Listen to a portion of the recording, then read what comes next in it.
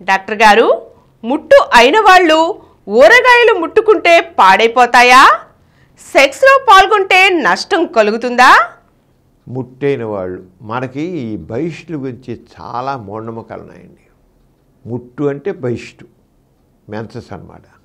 మెన్సెస్లో ఉన్నవాళ్ళు లేదా బహిష్టు అయిన వాళ్ళు ఊరగాయలు ముట్టుకుంటే ఆ ఊరగాయలు పాడైపోతాయని ఒక మూఢనమ్మకం ఉంది. అది మూఢనమ్మకమే.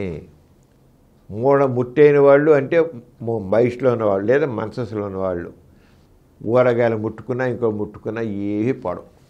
ఎంతవరకు అంటే కొన్ని కులాల్లో ముట్టైన వాళ్ళని ఇళ్లలో కూడా రానివారు, బయట అరుగు మీద కూర్చోబెడతారు. వాళ్ళు టచ్ చేసి వీళ్ళు మైలు పడిపోతారు. ఏమిటో మైలు ఏమిటో అర్థం కాదు. ఆ బయట అరుగు మీద కూర్చుంటారు, ఆ ప్లేట్లో అన్నం పెట్టి అలా తోస్తారు, గ్లాసులు నింపి అలా పోస్తారు.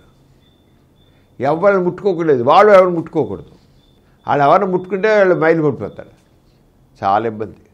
పక్కింటి అమ్మాయి అక్క అక్క అని వచ్చిననుకోండి, లేకపోతే ఆంటీ అని వచ్చిననుకోండి, వచ్చి టచ్ చేసిననుకోండి, ఇంకేంది మైలు పడింది. ఇంకంతా అమ్మాయి బట్టలు కూడా తీసేసి బట్టలు మొండిబలతో పక్కింటికి పంపిస్తారు, తరైలు ఉతికి పంపిస్తారు.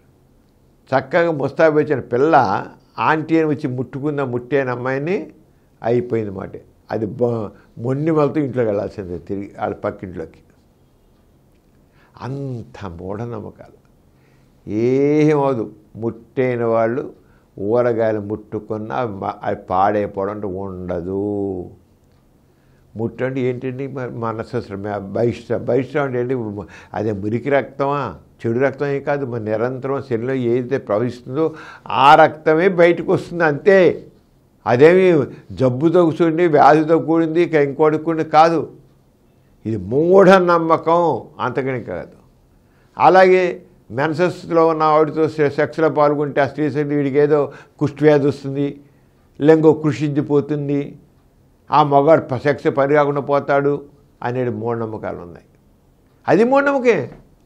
చేతికి రక్తం అంటుకుని కడిగేసుకోవట్లేదా? ఏమవుతుంది చేయికి రక్తం అంటుకుంటే?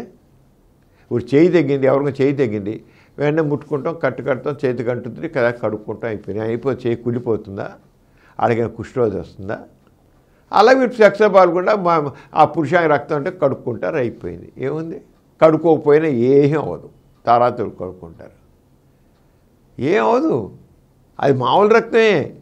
బయట రక్తం ఏం చెడు రక్తం, మురికి రక్తం, జబ్బుతో కూడిన రక్తం, వ్యాధులు కలిగించే రక్తం కానే కాదు.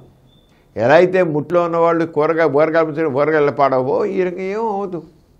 మూఢనమ్మకాలు ఇవన్నీ అంతే, పనికిరాని అర్థమైనవి. అసలు ఏ రకమైన శాస్త్ర విజ్ఞానం కానీ శాస్త్రకోణం లేకపోవడం వల్ల ఇటువంటి అమ్మవాడు.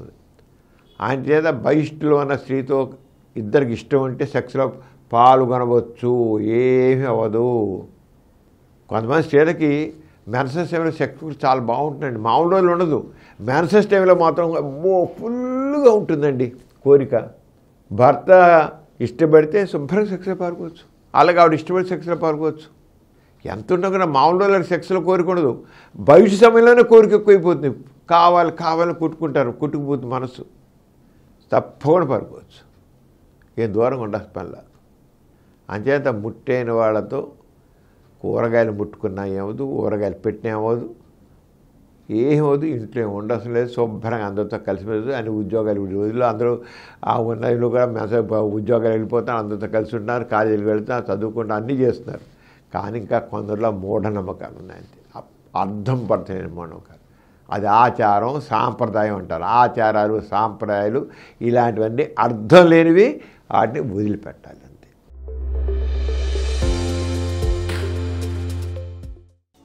ఈ కార్యక్రమం మీకు ఎంతో నచ్చింది కదా?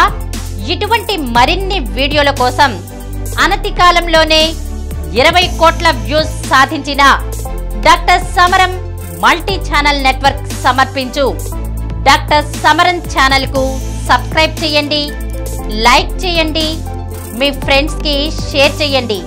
అలాగే ప్రక్కనున్న గంట సింబల్ ని ప్రెస్ చేయడం మర్చిపోకండి.